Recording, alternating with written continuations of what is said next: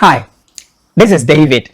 Today I want to share with you the dangers of wrong counsel, listening to the wrong voice. I will start with this story. Dr. John C. Maxwell shared a story that I want to share with you. He said there were two prisoners and they were being interviewed. So the first person said he did not listen to anyone, and that ended him in the prison. And funnily, the other guy also said that he listened to everyone, and that is why he is also in prison. It is good and it is great to listen to advice. In fact, Bible says in the multitude of counsel there is safety. When you are embarking on a journey, you need counsel. When you are embarking on an enterprise, you need counsel. Maybe sometimes the course that you need to choose in your tertiary education, you need someone to counsel you on that. You need advice. Because where you want to go, someone has been there. And they will be the best people to tell you what is ahead of you. So counsel, advice is something that is great that everyone who is born of a woman needs in this life. But the question is, how do you know the good counsel? How do you act on the counsel that is going to help you? Because some people, they will counsel you that the counsel that they are going to give you, perhaps they are thinking of what will make you happy and not what is going to help you.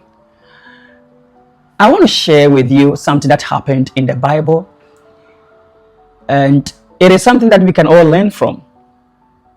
We all know of David, King David. He was a great man and he had many sons. There's this one son of his. When you read 2 Samuel 13, when you read chapter 1 down to 10, even the whole chapter, it talks about what happened, what transpired. David had a son called Amnon, and he had a lustful feeling for his own sister Tamar. Tamar was, I think we all know, Absalom. Don't worry, if you are not a person of faith, don't worry. Take it as if you are listening to a history lesson. Okay? So, in the Bible, Absalom was David's son, and he had a sister called Tamar. And Amnon was also David's son from a different mother, and he had a lustful feeling for his sister Tamar. So he could not shake this feeling off. So he told a friend. That friend was Jonadab, and Jonadab was the son of Shemaiah, that is David's brother. So he asked him for advice, and Jonadab gave a diabolic advice that I think most of the time in our life we also receive these kinds of advices from people. Jonadab told Amnon that this matter is very simple.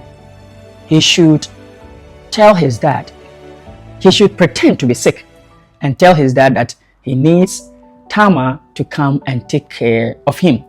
So when his dad sends her there, then he can have his way with her. So it happened like that. He told his father that he's sick. His father convinced Tamar to go and take care of him. When Tamar got there, the rest was history. What is my point here? Most of the time we are surrounded by people who always wants to edge us on, even when what we are doing or what we want to do is not right.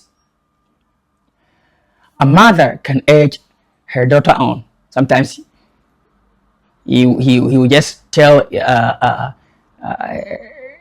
daughter that look at your friends, look at your fellow women, look at what they are doing, look at what the kind of things they are doing. This kind of stuff, it's not a good advice. When someone gives an advice, Bible says in the multitude of counsel. So counseling will come from many different angles. People can come and sit on the radio and give their counsel. People can sit on the TV Even there are people who sit on a TV who have credentials. They have PhDs and a master's degree to back what they are saying. But if what they are saying, when some people say or give advice, it is up to you to look at the advice, weigh on the advice, and look at what will benefit you.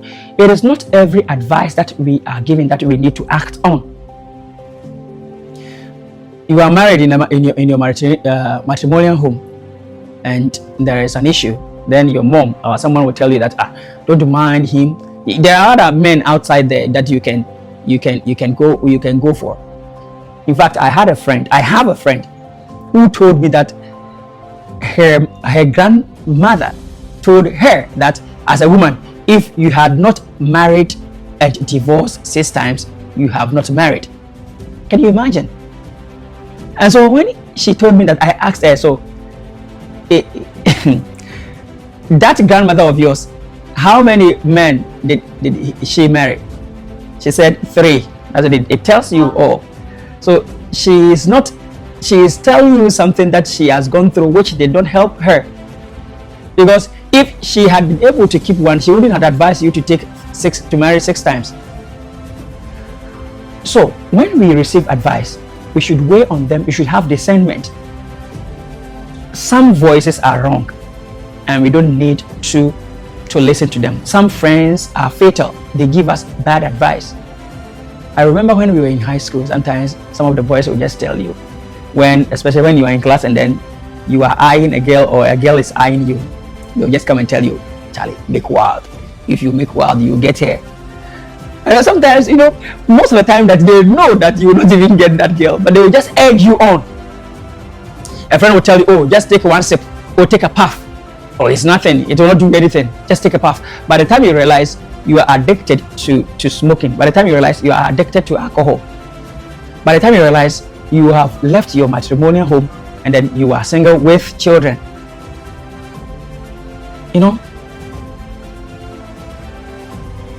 Dr. C. Maxwell said something. Most of the time he said experience is the best teacher, right? We have been hearing this right from our childhood, that experience is the best teacher. Dr. Maxwell said something that I think it's right and it is true. He said evaluated experience. When you have learned from the experience, that is when it becomes a best teacher. But you can be in the office and be doing the same thing again and again and again. That doesn't mean that you are the best teacher. If you evaluate, somebody can be in the office, right? He can teach grade 2, class 2 several times. Let's take our teachers, our lecturers, for example, in the school. I can't remember when I was in the university. The lecturer has a booklet, a note that we used to we give it to us to go and make photocopy. You can see that that booklet has been photocopied for over the years, and it has become faint. The lecturer is not adding anything new. Those things that he taught maybe 10-15 years ago, that is the same thing that he is teaching. So evaluated experience is the best teacher, from Dr. John C. Maxwell, and I agree with him perfectly. So my point is, when we receive advice, we must evaluate the advice. It is not that every advice that we need to act on. We should discern, we should think when somebody gives us advice before we act on those advice. Because if we do not, it will end us in a place that we don't want to be. If you want to set up a business, we need advice. Even the price that the cost, a price for your item. Someone will just say, oh, they are selling it 200 here, so you too sell it 200. Meanwhile, you know that if you sell it 150, it will help you to sell your stuff quickly. You are a child in school, and somebody will advise you, oh, let's go out and outside is nice, let's go out. You follow that person, you go out. By the time you realize, you are caught and you are expelled from school. Someone will tell you that when you take this and you add this thing, you add this drug, you add this and that, when you combine them, it makes you feel very good. It's not every advice that you need to act on.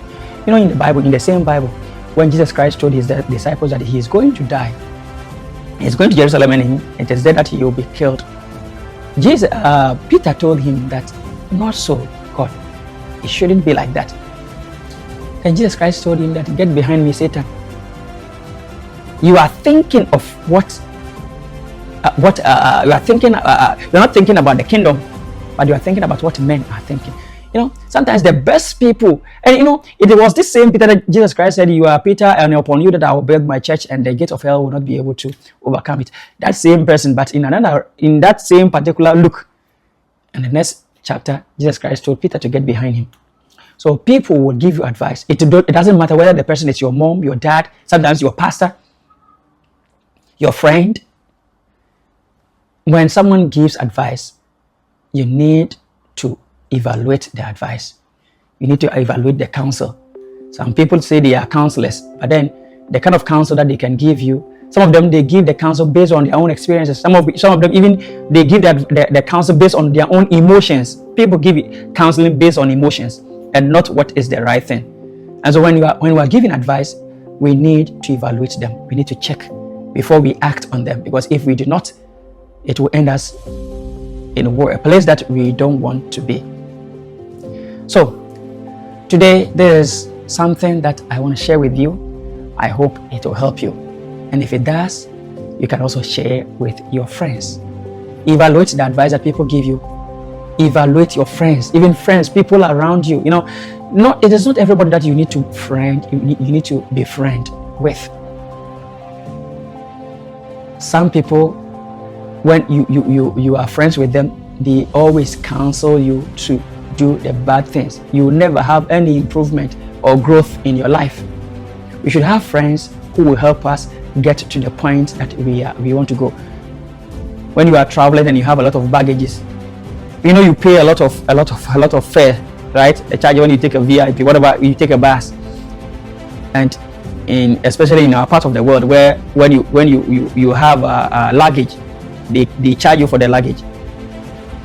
It means you will pay more, and when you are even going there, because of the baggage, it slows you down. When you are taking a plane, you will pay more. So if you want to go, one preacher man said, Apostle Joseph Suleiman said that if you want to go far, you must travel light. Sometimes we need to travel light. We need to weigh on the people that we bring them in our inner circle. If you are there and you go into trouble and then you cannot call on anybody to help you, then you need to evaluate your friends. So some friends give fatal advice, others give good advice. We need to look at the kind of people around us, and then choose those people whom we will allow to come closer to us, whom we will allow to counsel us, to give us advice. Because it is not the number of people that you have, it is the good people that you have. People who will help you to grow, people who lighten your burden, people that when you help them, they appreciate you. Not people who will counsel you to go and do the wrong thing. And we all know how the story ended with Tamar, Amnon, and then Absalom. Absalom also planned and then killed Amnon. And guess what? Do you know the person who told David that this is so and so has happened? When Amnon raped Tamar, Absalom purported in his heart to also kill Amnon. So he planned several times. He planned years ahead, and then he invited them, all the sons and daughters of David, to his apartment to go and have a feast.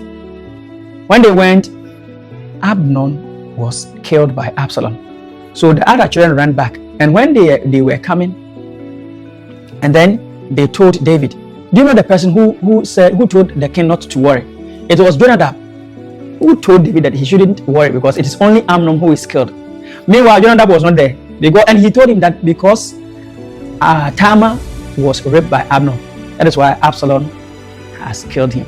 So he knew all along that advice that he gave was an evil advice, and it could end in the death of Amnon. So sometimes somebody is giving you advice, it is not that they are giving you, they want to seek your end, they want to see your end. They want you to fail, they want you to die. They want you to go into the problem that perhaps they have also gone through. A divorced woman or a divorced man will tell you that marriage is nothing. We did not come here to come and marry. They want you to end up the same way they are. Someone will tell you that it's not school. School is not everything. It's not about school. Perhaps they are not going to school. They want you to be like them. Someone will advise you when your boss tell you something, you have to speak your mind. Don't always be timid. Speak your mind. You will one day speak your mind and you will lose your job and you will become like him. Worse, he will be working and you will be at home.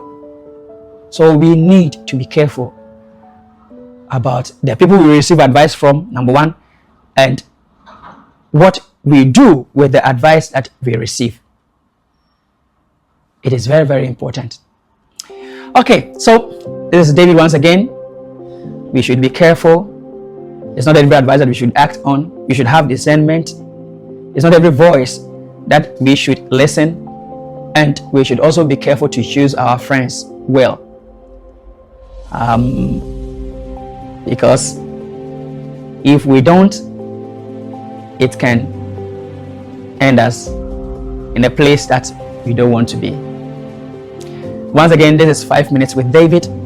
Thank you for joining me. Thank you for listening. Try to share with someone who needs to hear this. God bless.